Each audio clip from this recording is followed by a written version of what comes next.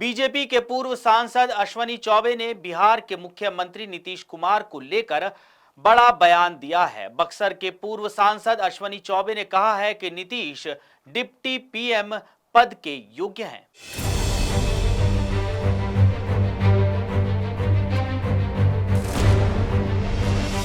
अश्विनी चौबे ने कहा कि जिस तरह से नीतीश कुमार प्रधानमंत्री नरेंद्र मोदी के कंधे से कंधा मिलाकर चल रहे हैं, उनको उप प्रधानमंत्री बना देना चाहिए।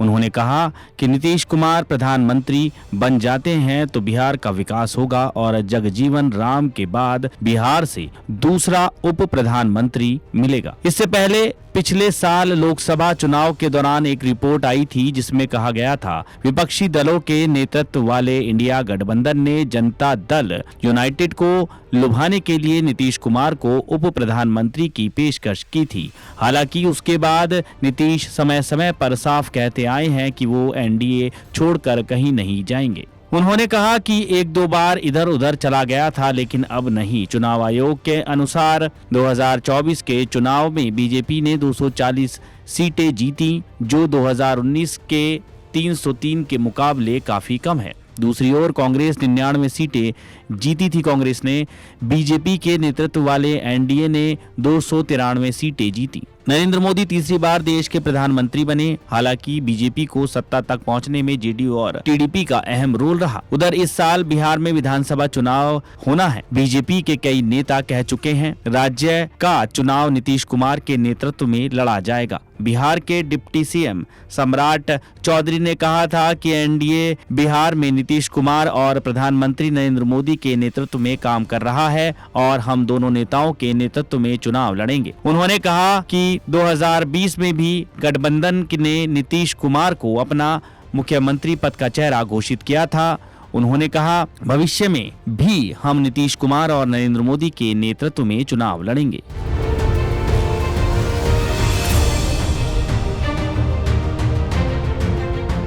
कांग्रेस में भारी उलटफेर के संकेत मिल रहे हैं। अहमदाबाद के कांग्रेस अधिवेशन में राहुल गांधी और मल्लिकार्जुन खड़गे के भाषण, सचिन पायलट की सक्रियता और शशि थरूर की राय, जिससे ये साफ नजर आ रहा है कि राहुल गांधी की टीम फिर से मजबूत होकर मोर्चा संभालने वाली है और पुराने कांग्रेसियों को नए सिरे से संघर्ष के लिए कमर कसनी पड़ सकती है।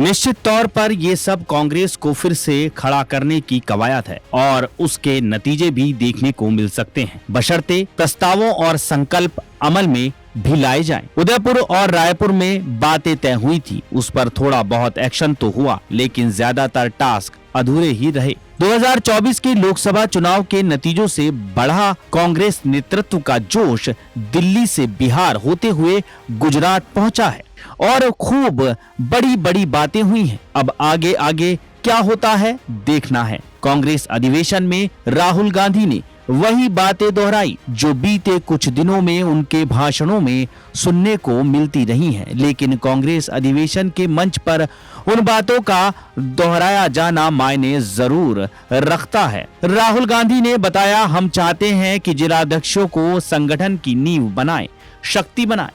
जिला कमेटी और जिला अध्यक्ष को हम पार्टी की नींव बनाने जा रहे हैं।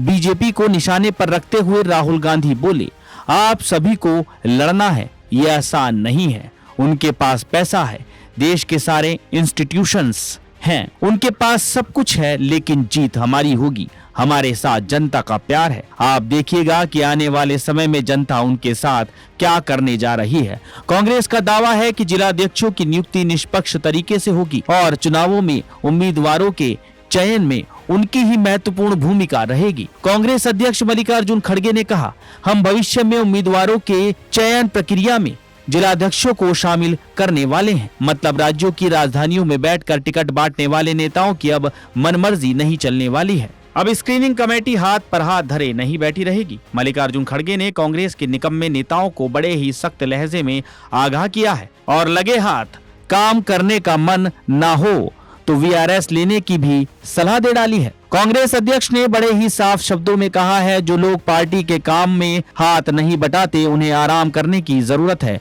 जो जिम्मेदारी नहीं निभाते उन्हें रिटायर हो जाना चाहिए। महीने भर पहले राहुल गांधी गुजरात के दौरे पर गए थे, तब राहुल गांधी ने भी नाराजगी जाहिर करते हुए कहा था, गुजरात कांग्रेस में दो तरह के नेता हैं, एक वो हैं जो जनता के साथ खड़े हैं, दूसरे वो हैं जो जनता से कटे हुए हैं और उनमें से कुछ बीजेपी से मिले हैं। पार्टी में नेताओं की कमी नहीं है, अगर 30-40 लोगों को निकालना पड़े तो निकाल देना चाहिए।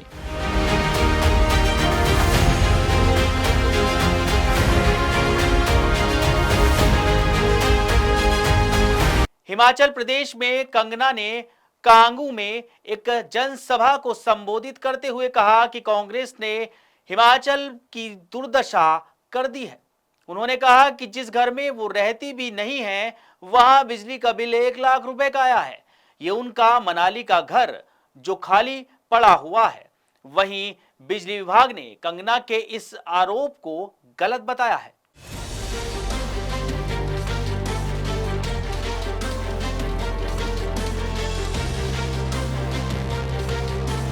कंगना ने कांग्रेस को भ्रष्ट सरकार कहा। उन्होंने कहा कि जब जब इनकी सरकार रही है तब तब बड़े घोटाले हुए हैं। उन्होंने 2G घोटाले का भी जिक्र किया। बीजेपी की सराहना करते हुए कंगना ने कहा कि चांद पर तो दाग भी होता है लेकिन प्रधानमंत्री पर कोई दाग नहीं है। हिमाचल प्रदेश के मंडी से लोकसभा सदस्य कंगना ने एक जनसभा में हिमाचल प्रदेश में बढ़े हुए बिजली बिल को लेकर राज्य में सत्तारूढ़ कांग्रेस की आलोचना की थी। कंगना ने कहा कि मुझे मनाली के अपने घर के लिए 1 महीने का 1 लाख रुपए का बिजली बिल मिला है। मैं तो वहां रहती भी नहीं हूँ, कितनी खराब स्थिति है। HPSEBL ने कंगना के दावे को पूरी तरह से गलत बताया है। उन्होंने कहा है कि 90,384 रुपए का बिल 2 महीने जनवरी और फरवरी का है। इसमें से 32,287 रुपए उनका पिछला बकाया है जिसे इस बिल में शामिल किया गया है।